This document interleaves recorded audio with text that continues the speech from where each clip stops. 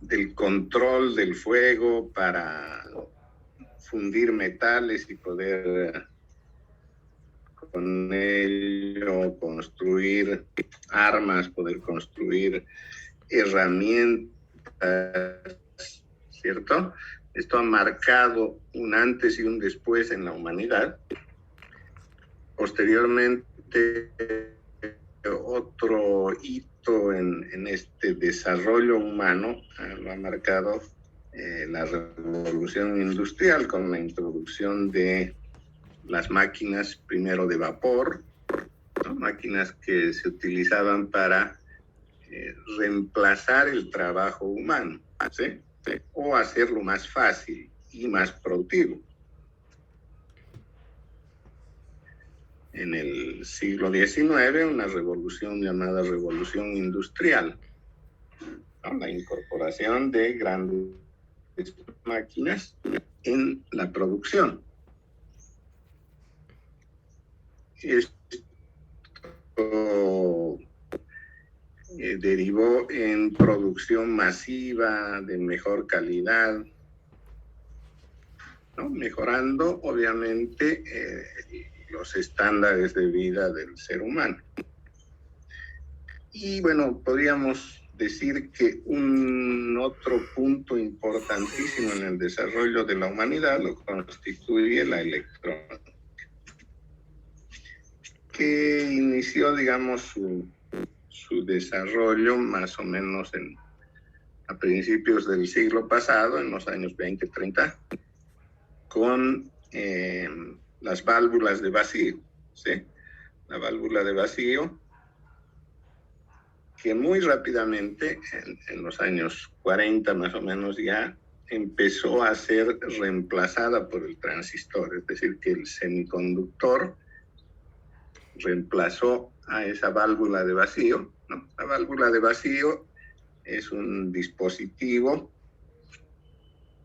que se basa en un principio físico llamado emisión termoiónica, ¿no? A través de calor, por eso, o de termo, se eleva la energía de los electrones y mediante campo eléctrico, los electrones pasan a formar parte de la corriente. Entonces se puede controlar ese flujo electrónico con, digamos, potencias pequeñas.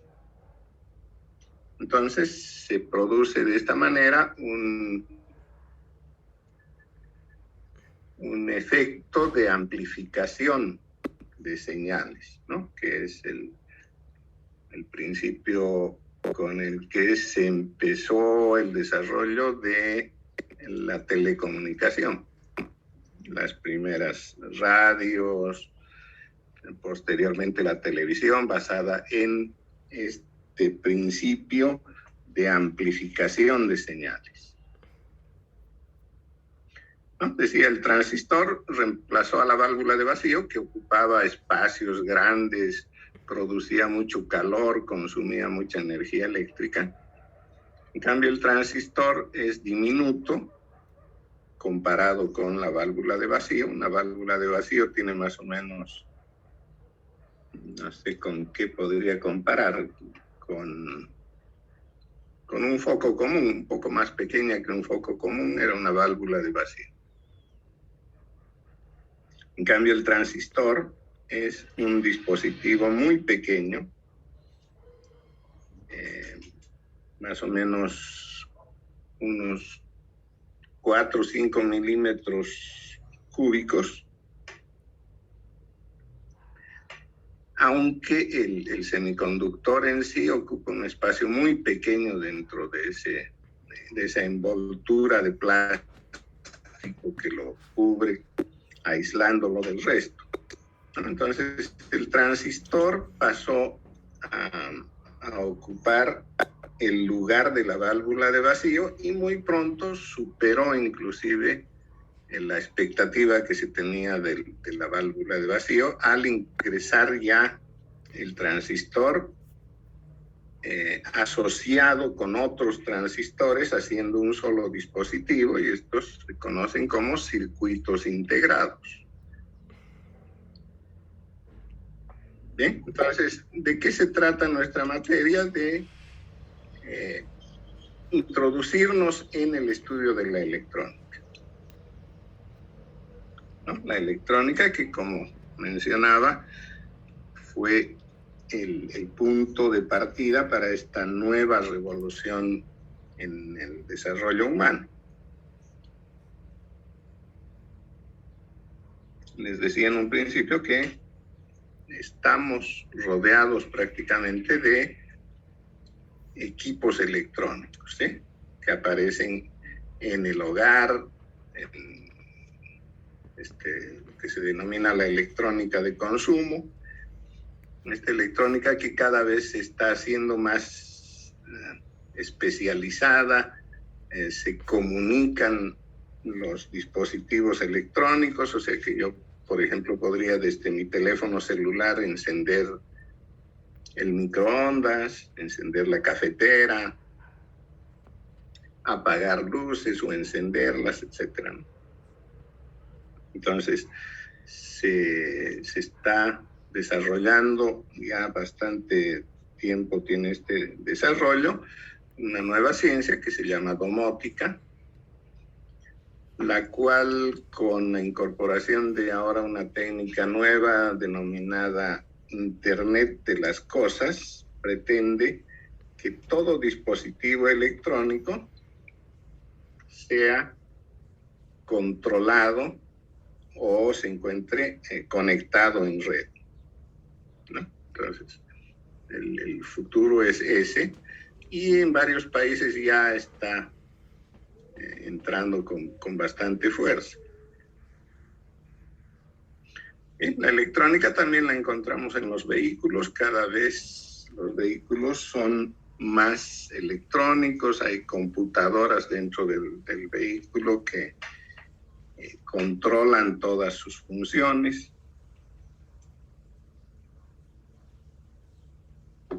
¿No? Los vehículos a gasolina se pretende que van a desaparecer muy pronto y van a ser reemplazados por vehículos eléctricos, e inclusive estos vehículos eléctricos, con todos los sensores que se van a instalar en ellos y el poder de las computadoras que los van a controlar, van a poder manejarse de manera autónoma, es decir, que uno, sin tocar absolutamente ningún control, simplemente va a comunicar de alguna manera a dónde quiere ir y el vehículo por sí solo lo va a conducir, relacionándose con el entorno, es decir, que va a tener la posibilidad de observar cómo están los semáforos, inclusive al estar conectado en red podrá tener información de cómo está el tráfico en ciertas rutas para elegir las mejores, etc. Entonces, la electrónica está entrando en todos esos campos. En la medicina hay instrumentos controlados por computadoras, la cirugía cada vez es menos manipulada, es decir, que los cirujanos casi no tocan al cuerpo humano, sino que ellos lo único que hacen es manejar a través de alguna interfase los instrumentos que realizan la cirugía en sí. En otro aspecto también médico, se han desarrollado y se implementan algunos dispositivos que se incorporan al cuerpo humano, ¿no? Como los marcapasos, por ejemplo, que ayudan a mantener el ritmo cardíaco, ¿no? Y otros dispositivos para reemplazar órganos dañados, etcétera, ¿no? Entonces, la electrónica también ha ingresado en ese campo. Desde luego, en el tratamiento de la información, todo lo que constituye computación es electrónico, ¿sí? las computadoras que tenemos son electrónicas, es decir, tienen base en dispositivos semiconductores. En el entretenimiento, ¿sí? Todo lo que se refiere a juegos por video, etcétera, ¿no? Todo eso es también electrónico. Obviamente en las telecomunicaciones, telefonía móvil, radio, televisión por cable, etcétera, etcétera, ¿no? Con todos los cambios que hemos podido advertir, seguramente en muy poco tiempo, tal vez las salas de cine dejarán de tener la importancia que tienen actualmente, ¿sí?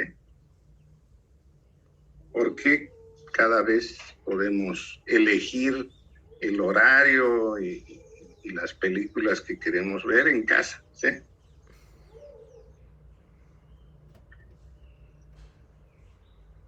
Y bueno, naturalmente que también en la industria, en el control y la automatización de las máquinas que conforman una industria, ¿cierto? La incorporación de robots en la fabricación, de máquinas cada vez más automatizadas. Bien, entonces, en todos estos aspectos y en otros más que tal vez se me olvidó mencionar por ahí, está presente la electrónica. Entonces, ¿qué buscamos en la materia de análisis de circuitos? Entender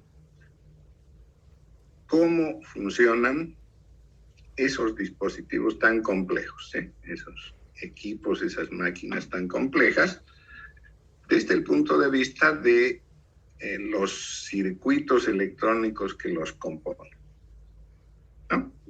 Obviamente no vamos a ver cómo es el circuito completo de una computadora, porque es demasiado complejo, pero podemos ver partes de ello, ¿sí?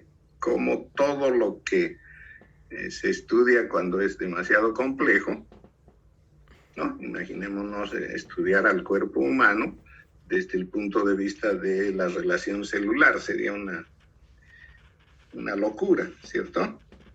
Pero lo que se hace es estudiarlo en funciones que cumple el cuerpo humano, por ejemplo, ¿no? El sistema nervioso, el sistema digestivo, el sistema circulatorio, y de él podemos tener una idea de cómo funciona todo el cuerpo humano. Bien, entonces de la misma manera veremos cómo se relacionan circuitos sencillos que pueden, al relacionarse entre ellos, formar sistemas grandes y complejos.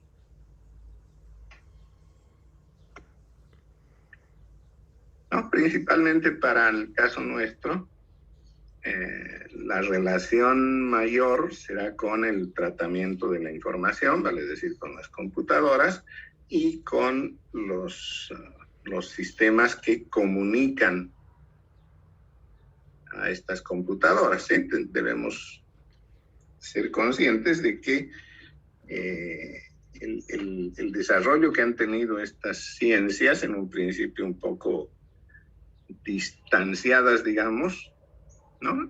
Aunque todo tiene base electrónica, las telecomunicaciones se habían desarrollado primero, ¿sí? La telefonía fija había tendido cables por todo lado para conectar teléfonos en donde sea requerido, ¿sí? Entonces habían teléfonos fijos en todos los hogares, en las oficinas, grandes cantidades de líneas telefónicas, ¿no? Más o menos hablo eso de los años 30, 40, y la computación recién estaba empezando a nacer. Entonces se desarrollaron grandes computadoras, pero que a la larga empezaron a requerir comunicarse entre ellas, ¿no? En un principio seguramente la comunicación de información, el intercambio de información entre esas grandes computadoras se lo hacía a través de cintas magnéticas u otros dispositivos, ¿sí? Grababan la cinta con la información en una computadora, agarraban un auto y lo llevaban hasta la otra computadora donde tenían que utilizar esa información y la pasaban, ¿sí? Entonces la comunicación entre una computadora y otra estaba basada en una cinta magnética y algún elemento de transporte para llevarlo, ¿sí? Si era muy lejos, seguramente en avión, en barco o en lo que sea. ¿De acuerdo? A medida que empezó a desarrollarse la comunicación binaria, digamos, con elementos binarios entre computadoras, al principio seguro lo hacían en una sola sala mediante cables, pero después se dieron cuenta que era posible usar el cableado que ya existía para el sistema telefónico. Entonces, la comunicación entre computadoras utilizó al sistema de comunicación telefónico elemental que ya estaba instalado, ¿no? Entonces, la comunicación de datos iba montada sobre el sistema telefónico. Pero a medida que se desarrolló todo esto, ahora podemos ver que se ha invertido la figura. Ahora es más bien la telefonía, la comunicación, televisión, radio, etcétera, que va montada sobre las redes de computadoras, ¿no? Por eso es que podemos en nuestros teléfonos inteligentes disponer de telefonía, disponer de radio, disponer de televisión, ¿cierto? Podemos transmitir imágenes fijas o en movimiento.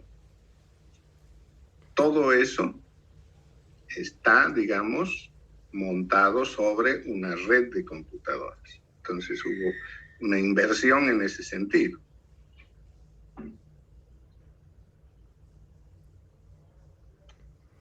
Bien, ahora hablé varias veces de circuitos eléctricos o electrónicos. Más adelante nos vamos a dar cuenta de cuál es la diferencia entre uno y otro. Pero vayamos a entender lo que es un circuito. Podríamos muy fácilmente decir que es un arreglo de componentes eléctricos y o electrónicos conectados de alguna forma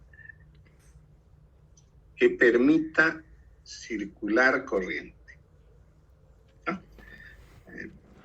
¿Para qué? Para lograr algún fin, alguna aplicación que sea útil en algún aspecto, ¿no? Circular corriente, decía. El concepto que tenemos de corriente seguramente lo han adquirido en colegio, ¿sí? No sé, en quinto o en sexto de secundaria, se toca el tema de la electricidad y allá primero seguramente adquirieron el conocimiento de lo que es carga eléctrica, ¿sí? La carga eléctrica que está relacionada con la estructura atómica de la materia, ¿no? En la última capa de cada átomo hay electrones que dependiendo de la estructura del elemento en sí, ¿no? Los metales tienen características distintas de los no metales y otros. Entonces ellos disponen de varios electrones en la última capa y esos electrones podrían considerarse ya no como propiedad de un átomo. ¿Por qué? Porque se mueven de un átomo a otro. Entonces se los considera como electrones de conducción. Y lo único que requieren es de algún campo eléctrico, de alguna energía que los oriente en un solo sentido, ¿no? Entonces yo agarro un pedazo de cable, en él siempre están moviéndose esos electrones de conducción de un átomo a otro, pero lo hacen de manera errática, se mueven arriba, abajo, a la derecha, a la izquierda. En el momento en que en ese cable puedo añadir una energía o un campo eléctrico, lo que voy a conseguir es que esos electrones tengan ya una orientación, se muevan todos en un solo sentido, ¿no? Dependiendo de cómo es el campo, podrían moverse de izquierda a derecha. Eso es corriente eléctrica, ¿no? Movimiento de carga en un conductor.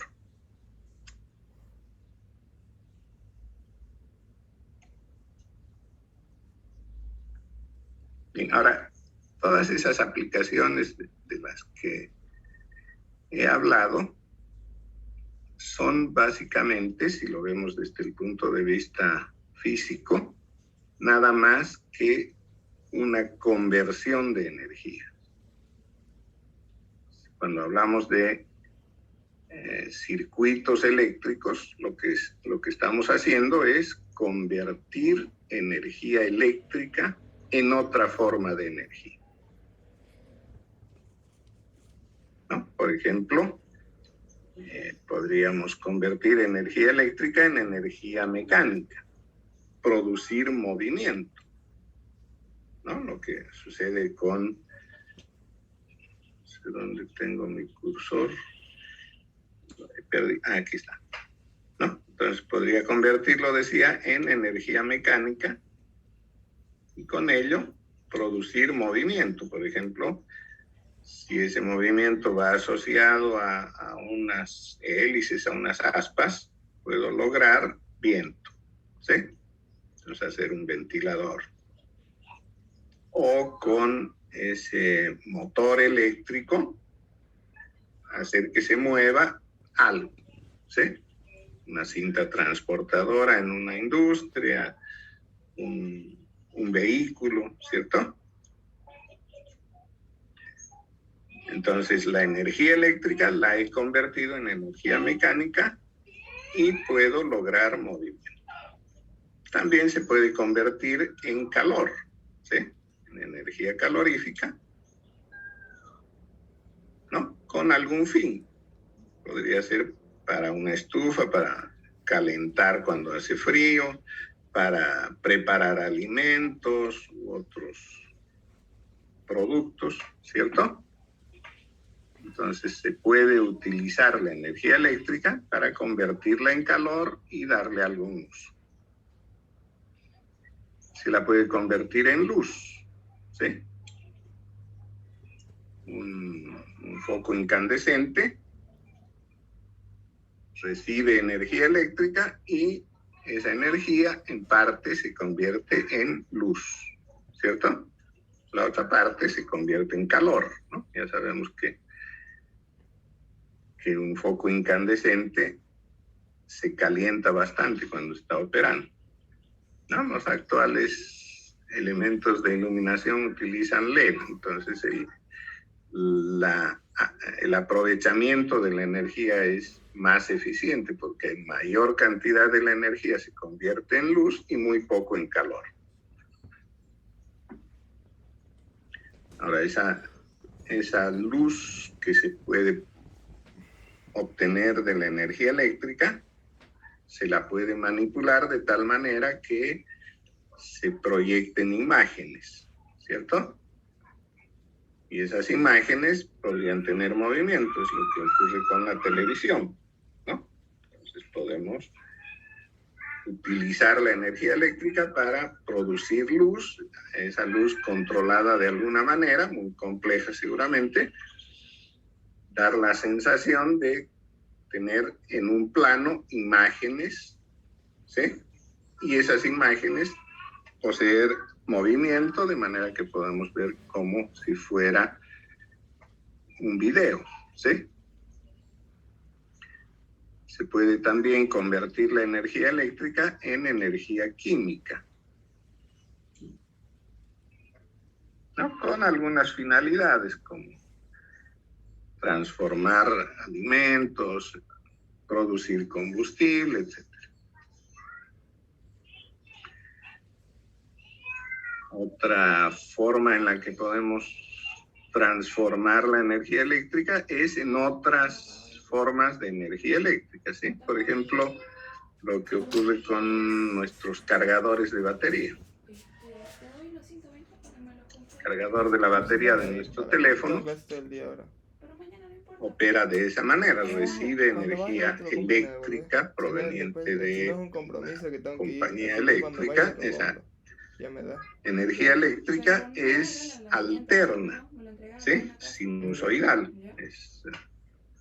Esa es la forma en que nos entregan la energía eléctrica,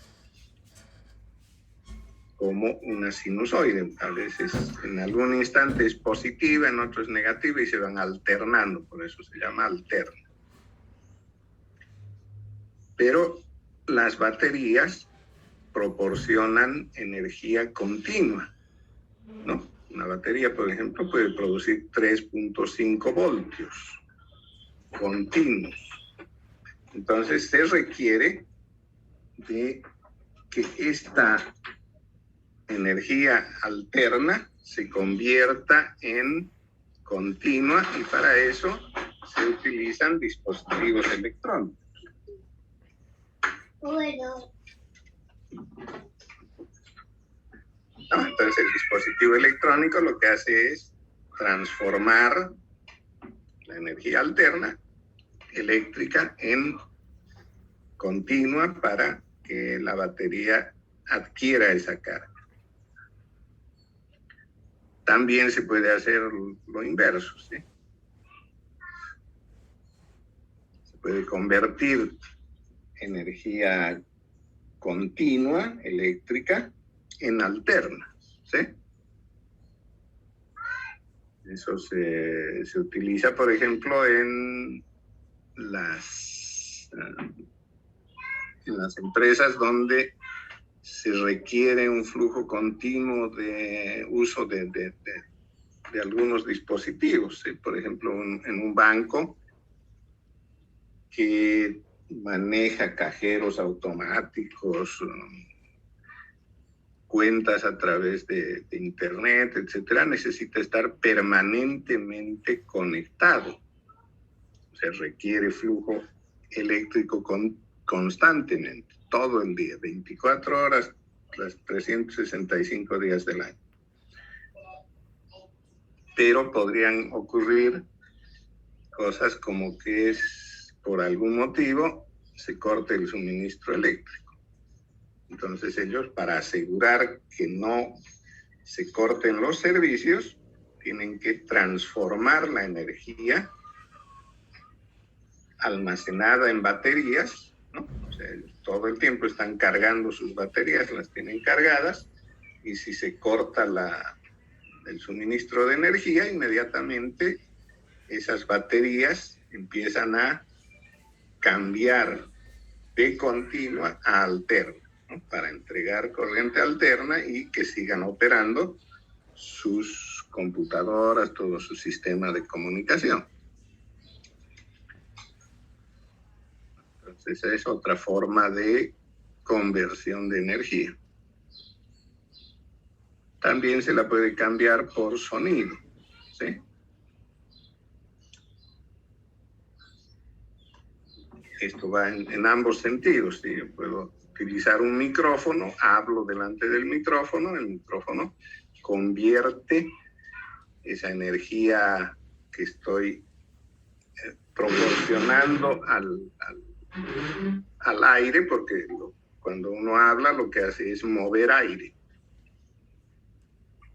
Entonces el aire que está delante mío vibra, llega hasta el micrófono tiene un sensor que siente ese movimiento y lo convierte en pulsos eléctricos.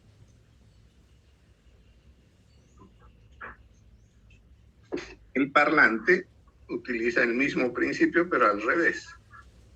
Recibe energía eléctrica pulsante y esa energía hace mover una membrana, ¿no? De alguna manera hace mover una membrana y esta membrana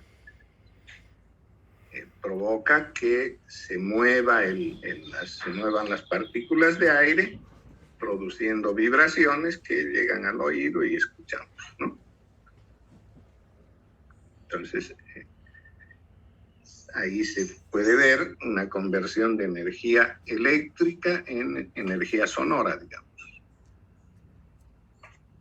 Bien, entonces, todo lo que son aplicaciones de la electrónica están basadas en principios de conversión de una energía en otra.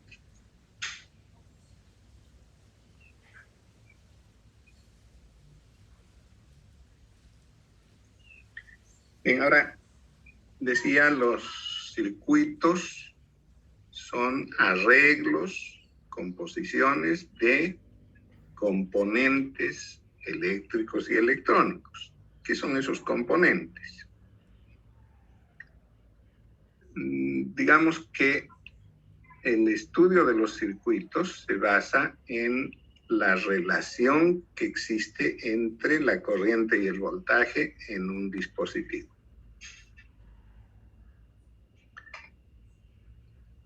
Los dispositivos pueden relacionar corriente y voltaje de manera lineal, es decir, que si yo aplico una cierta intensidad de corriente en el dispositivo, se va a producir una diferencia de potencial, un voltaje. Si aumento la corriente, en la misma proporción aumenta el voltaje. Entonces hay una relación lineal entre la corriente y el voltaje. ¿Bien? Pero esto no ocurre en todos los dispositivos. Digamos que eso sucede en las resistencias, por ejemplo, ¿no? Aquí en la foto de la izquierda hay algunas resistencias, en la de la derecha también, creo que está más claro. Aquí, estas de aquí son resistencias de carbón. Tienen una relación lineal entre corriente y voltaje. Pero otros dispositivos no relacionan de manera lineal. Por ejemplo, los condensadores relacionan la corriente y el voltaje con relaciones integrodiferenciales, porque tienen la capacidad de almacenar energía. Con los dispositivos semiconductores, el tema es aún más complejo, ¿no? Por aquí hay un transistor, un par de transistores aparentemente de potencias, ¿eh? Son grandes. Entonces, estos dispositivos mantienen una relación corriente-voltaje un tanto más compleja de lo que había mencionado. Su relación, cuando se la estudia, se trata de linealizarla para facilitar el estudio y el cálculo. No, si bien no es lineal en todo el espectro, podemos de todo ese espectro reducir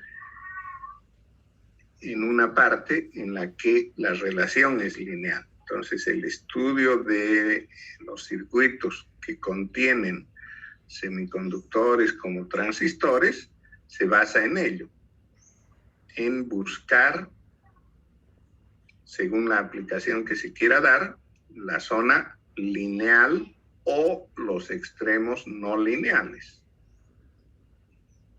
¿no? Un transistor se lo puede utilizar para producir amplificación de señales, pero también se lo puede utilizar como conmutador para la realización de circuitos lógicos, por ejemplo, compuertas AND, NAND, NOR, etc. Esas operan en dos estados, como seguramente ya han visto en algunas de las materias, ¿sí?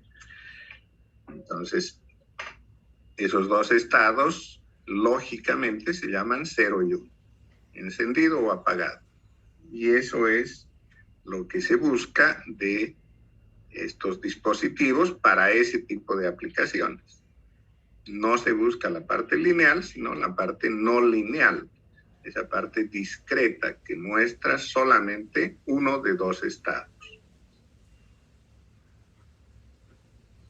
Bien, entonces dispositivos o componentes electrónicos hay diversos de diferente tipo, naturaleza, tamaño. En general, la electrónica busca minimizar esos circuitos, hacerlos cada vez más pequeños, ¿eh? Entonces, por ejemplo, con el tema del transistor, el transistor que, como les había mostrado ahí, son un poco grandecitos, hay más pequeños, como estos de acá. ¿Sí? Ahí podemos ver el tamaño porque hay una regla graduada en centímetros, ¿no? Eso nos sirve de referencia. Entonces, ese transistor, esos transistores que acabo de marcar, en realidad el semiconductor ocupa una parte mínima, un puntito ahí dentro. El